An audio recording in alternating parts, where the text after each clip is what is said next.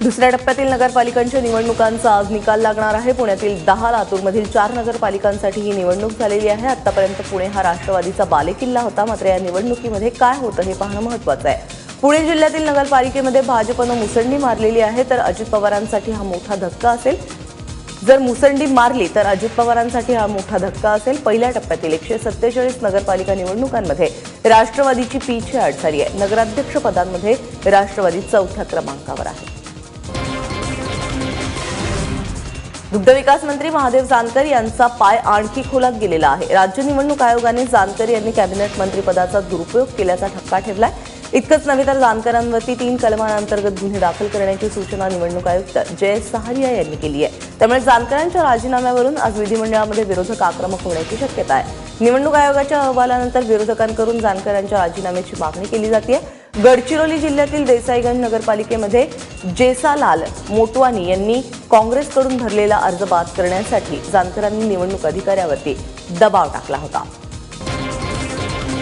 एकीकडे जानकरांच्या भूमिकेमुळे आणि त्यानंतर एकंदर जे काही सारवासारव चालू आहे, पाठराखण चालू आहे, त्यांना सज्जन म्हणण्याचं जे काही धाडस मुख्यमंत्र्यांनी केलंय हे अतिशय ह्याच्यानी चुकीचा मेसेज जातोय। मला वाटतं की चारित्र्य संपन्न मुख्यमंत्र्यांनी चारित्र्यहीन जानकरांची एवढी पाठराखण करू नये, त्याच्यामुळे लोकशाहीचा कुठेतरी घात होतोय, लक्षात ठेवा।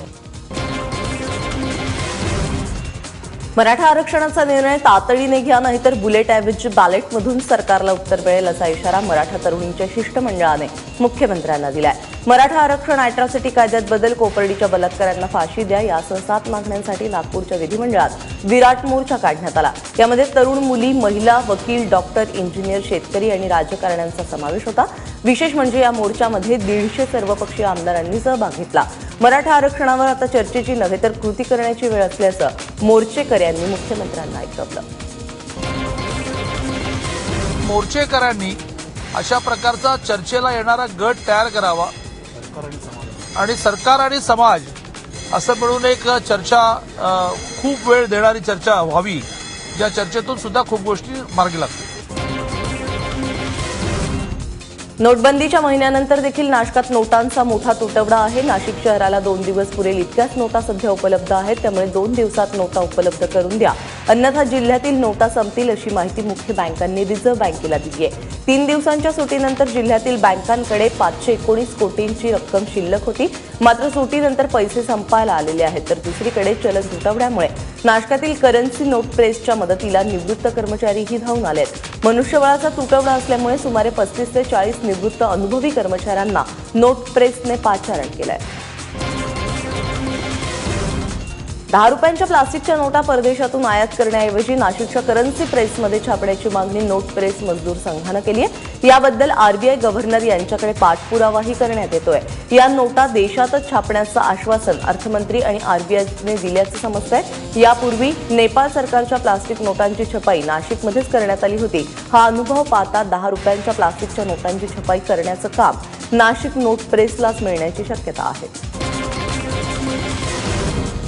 नोटाबंदीनंतर जिल्हा बँकांवरती असलेल्या निर्बंधांविरोधातील याचिकेवरती आज सुप्रीम कोर्टात सुनावणी होणार आहे, तर येत्या सोमवारी मुंबई हायकोर्टामध्ये सुनावणी होईल। जिल्हा बँकांवरती निर्बंध आल्यामुळे या बँकांचे व्यवहार ठप्प झालेत। जिल्हा बँकांमधून शिक्षकांचा पगार होतो, मात्र चलनाअभावी कुठलेही व्यवहार होत नाहीत। सोलापूरसह इतर जिल्हा बँकांनी हायकोर्टात याचिका दाखल केली आहे। तूर्तास तरी हे प्रकरण सर्वोच्च न्यायालयामध्ये प्रलंबित आहे, तेव्हा मुंबई उच्च न्यायालयातील ही सुनावणी तहकूब करावी अशी विनंती रिझर्व्ह बँकेनं केली आहे। ती मान्य करत न्यायालयाने ही सुनावणी येत्या सोमवारपर्यंत तहकूब केली आहे। नाशिकच्या 47 कोटींच्या नोटा बदली प्रकरणी आयकर, नाबार्डने कुठलीही चौकशी केलेली नाही, तर माहिती घेतलेली आहे असं स्पष्टीकरण जिल्हा मध्यवर्ती बँकेच्या संचालकांनी दिलंय। शिवाय नोटबंदीनंतर बँकेमध्ये कुठलाही घोटाळा झाला नसल्याचं त्यांनी म्हटलंय। 8 नोव्हेंबरला नोटबंदीनंतर नाशिक जिल्हा बँकेमध्ये काही संचालकांनी कर्मचाऱ्यांवरती दादागिरी करून 47 कोटींच्या नोटा बदलल्याचा आरोप आहे। शिवाय बँकेमध्ये 2073 कोटींच्या संशयास्पद ठेवी जमा केल्याचाही आरोप होतोय। मात्र महिन्याभरानंतर पहिल्यांदाच बँकेकडून अधिकृत प्रतिक्रिया देण्यात आली आहे। ही नोटांची अदलाबदली जिल्हा मध्यवर्ती बँकेच्या कुठल्याही शाखेमध्ये झालेली नाही। त्या पद्धतीची तक्रार जिल्हा मध्यवर्ती बँकेकडे प्राप्त नाही, चौकशी झालेली नाही। चौकशी आपले ते अधिकारी या ठिकाणी माहिती घेण्यासाठी आले होते, ती माहिती ते घेऊन गेले. स्टॅम्प पासपोर्ट नंतर आता नाशिकच्या सिक्युरिटी नोट प्रेसमध्ये मद्याच्या बाटल्यांचे बारकोडिंग सील छापण्याची शक्यता आहे. मद्याच्या बारकोड सिस्टीममुळे झारखंड, पंजाब, हरियाणा सरकारच्या महसुलामध्ये 5 पटीनं वाढ झाली आहे. हीच पद्धत महाराष्ट्रातही सुरू करण्याचा सरकारचा विचार आहे आणि त्या संदर्भात येत्या 2 दिवसात नागपुरात महत्वाची बैठक असेल.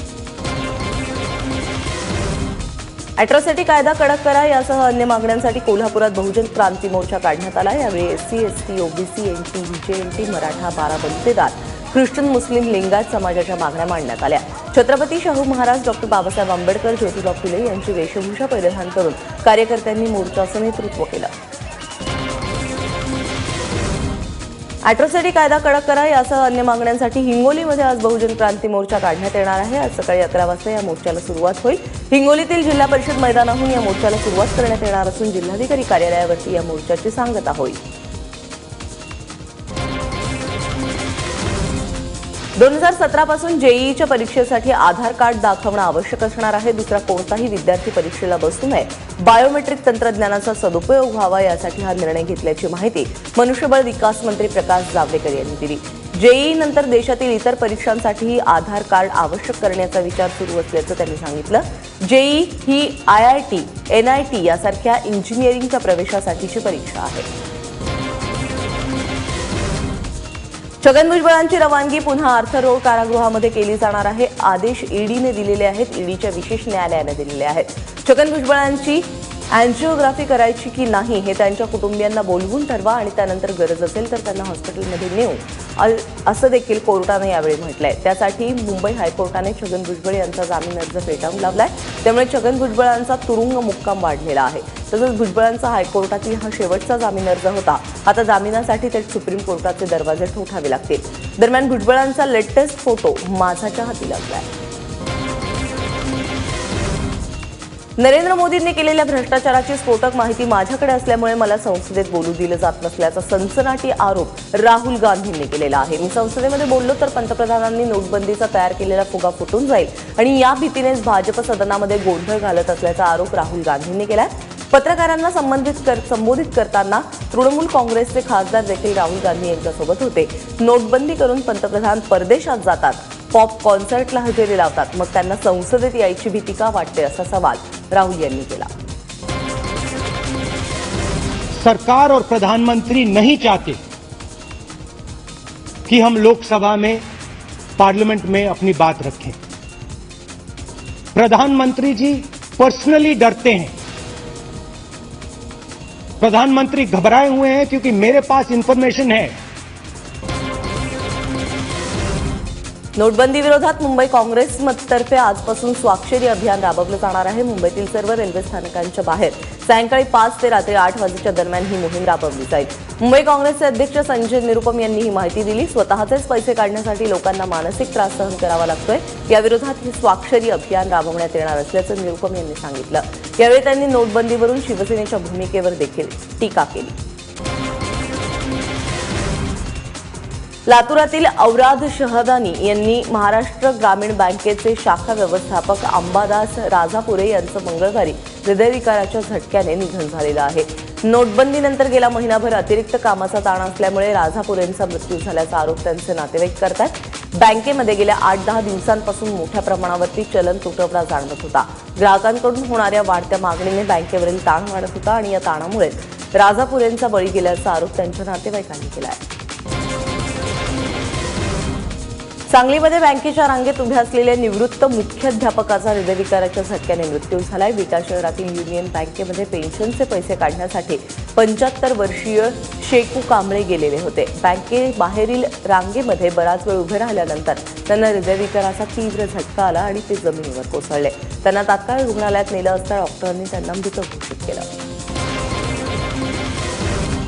देशभरात रेड्यांच्या झुंजीवरती बंदी असताना नागपुरातील कलकुही भागामध्ये भाजपचे नेते ओमप्रकाश यादव यांनी रेड्यांच्या झुंजी आयोजित केल्या होत्या. यामध्ये सुमारे 12 रेडे अत्यंत कडवी झुंज देताना दिसले. धक्कादायक गोष्ट म्हणजे यामध्ये काही रेडे जखमी झालेत. ओमप्रकाश यादव हे नागपूरमधील भाजपचे असून कामगार कल्याण मंडळाचे ते अध्यक्ष आहेत. याशिवाय नागपूरचे नगरसेवक देखील आहेत. माझाच्या बातमीनंतर भाजपचे नेते ओमप्रकाश यादव यांच्यासह 4 विरोधात सोनेगाव पोलीस स्थानकात गुन्हा नोंदवण्यात आला आहे. बीड जिल्ह्यातील धनेगाव येथील मांजरा धरणाच्या दुरुस्तीचं काम पुढच्या 15 दिवसात पूर्ण करण्याचे आदेश जलसंपदा मंत्री गिरीश महाजन यांनी दिले आहेत. मांजरा प्रकल्पातून पाण्याचा विसर्ग करण्यात दरवाजे रबर खराब झाल्यामुळे या धरणातून एकूण 60 पैकी 7% पाणी गळती झाल्याची माहिती एबीपी माझाने समोर आणली. त्यानुसार जलसंपदा मंत्री गिरीश महाजन यांनी जलसंपदा विभागाच्या अधिकाऱ्यांना पाणी गळती संदर्भात सर्व तांत्रिक अडचणी दूर करण्यास सांगितलंय. औरंगाबाद महानगरपालिकेच्या महापौरपदी भाजपचे भगवान घडामोडे विजयी झालेले आहेत, तर उपमहापौरपदी शिवसेना पुरस्कृत अपक्ष उमेदवार स्मिता घोगरे विराजमान झालेले आहेत. भगवान घडामोडे आणि स्मिता घोगरे या दोघांना देखील सारखेच म्हणजेच 71 मतं मिळालेली आहेत. या निवडणुकीमध्ये काँग्रेससह एमआयएमने देखील आपले उमेदवार उभे केले होते. यामध्ये महापौर पदासाठी काँग्रेसच्या अयूब खान यांना 11 तर एमआयएमच्या सायरा बानू यांना 25 मतं मिळाली आहेत.